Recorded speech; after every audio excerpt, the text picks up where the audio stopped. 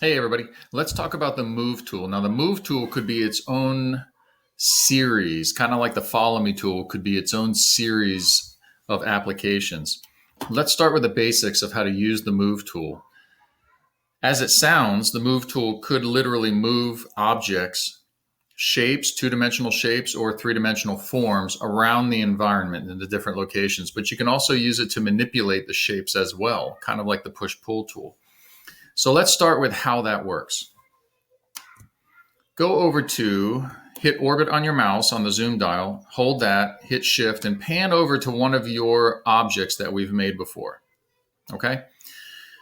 If it is an object that has a rounded edge, like this cylinder, if you simply click the move tool and you grab an edge on this cylinder, it's going to move the whole thing around because it treats rounded surfaces like they are one continuous form.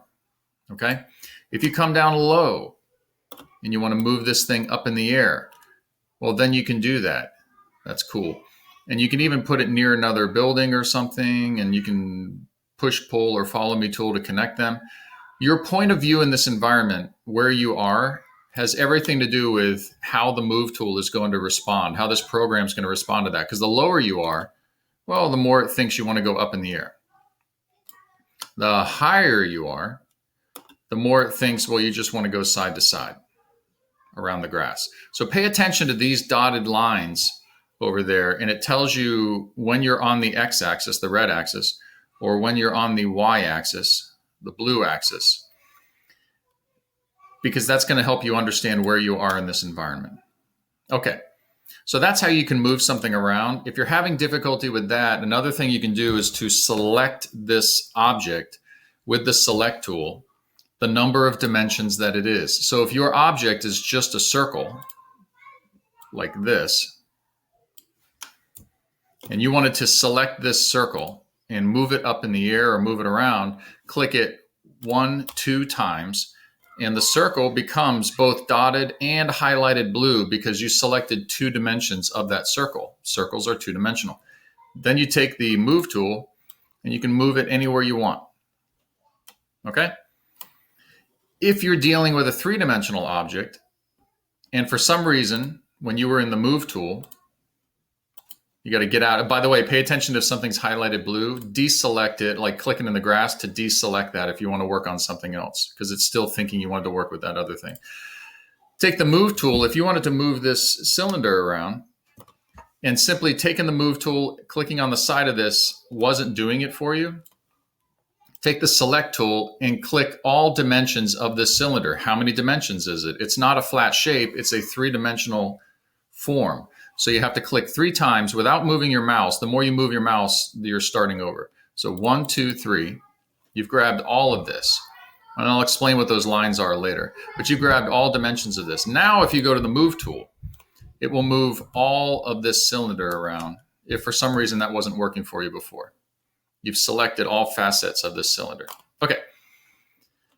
Now,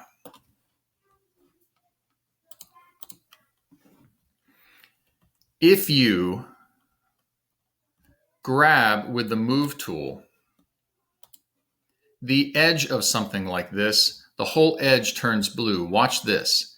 If I grab the edge and want to move it around side to side, it doesn't. It just goes up and down. But if you're patient and you move around this edge and it goes from blue to not blue and it says endpoint, this is where you can distort and misshape this thing. You can widen it. You can narrow it. You can turn a cylinder into a cone. So cool. And you have to look for those helpful points, those helpful tips from SketchUp on where you are in this environment. As long as you're not moving that entirety of that circle, you're moving one point of it, the whole thing is going to shrink or it's going to expand. You might be able to do it with the bottom too. It's blue. You're on endpoint. It's blue. It's blue. It's blue. Go to where it's not blue, right there. And now you can widen the base of it, or you can narrow the base of it. Now you have a cylinder. Now you have a cone. Hello, hello. That's really fun. So you can misshape 3-dimensional forms using the move tool as long as you look for those little clues as to what exactly it's moving. Tune into part 2 for more on the move tool. Thanks.